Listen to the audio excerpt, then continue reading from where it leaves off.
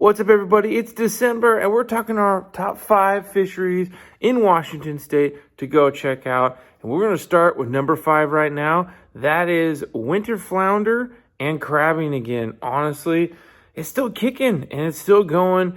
Definitely one you want to go out there. It's a great way to go get some awesome table fare to bring home. Who doesn't love Dungeness crab? And here's the cool thing. You can throw your salmon carcasses throughout the fall that you've been saving up. Use those now, get your crab, and while you wait, you can go fill a cooler full of big flounder. Flounder, honestly, I think are an underrated fish due just to their bad rep. I love them for fish and chips. My favorite flounder rig is a buzz bomb without any hook on it.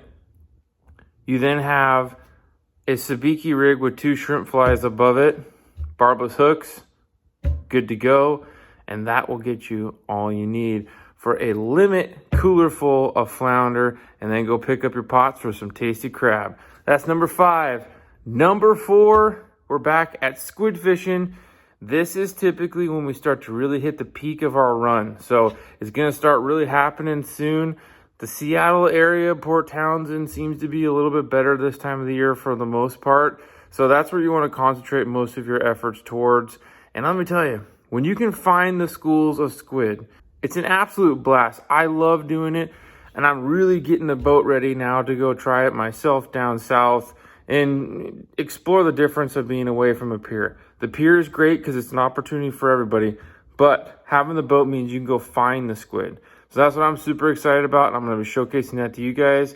Super simple gear. We're just running a standard light setup, 7.5, 8 foot. Sometimes you can even use like a 9-foot fly rod, paired up with a spinning reel and a weighted jig on the bottom and an unweighted jig on top. I like the 2 jigs set up.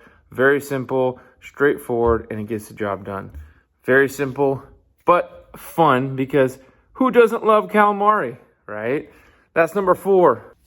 My number 3 is an urban type of fishery.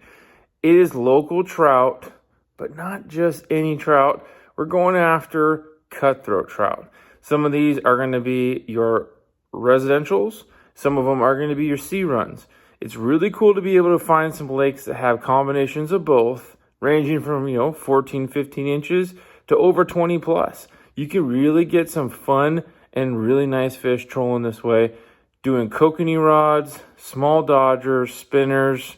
Really can't go wrong. And if you really want to get into them, just throw a wedding ring and a night crawler. So a lot of fun. I'm going to do a fishery specific video on this here coming up as we get the boat ready again. But winter cutthroat trout fishing in the urban areas is an absolute hoot. We have a lot of lakes that have them in them, so definitely take a look at that. Now, my number 2 is chasing the monster triploid trout of the east side of the state. This is a really fun fishery. A couple years ago, got a chance to go do this and had an absolute blast and was just blown away at the size of some of these fish. Truly, they look like somebody blew these things up with a bike pump. They are so fat. They eat so well. One of the best eating fish I've ever had myself. Now, how do you go about catching these consistently? Now, there's a lot of different techniques that'll wrangle these things, and we're talking the upper Columbia River system, so there's a lot of different places that have them. But you can get your standard trout setup gear, power bait, off the bottom, whether you're a banker or a boat fisherman, and be really successful.